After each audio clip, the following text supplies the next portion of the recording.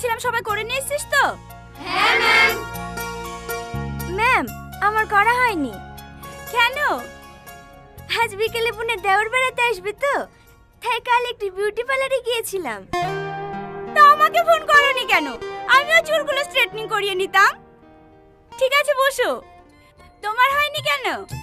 হ্যাঁ, আমাদের গ্রামে কালকে কারেন্ট ছিল না ম্যাম। ও ঠিক আছে বসো। ছেলেদের মধ্যে কার হয়নি? আমার ম্যাম।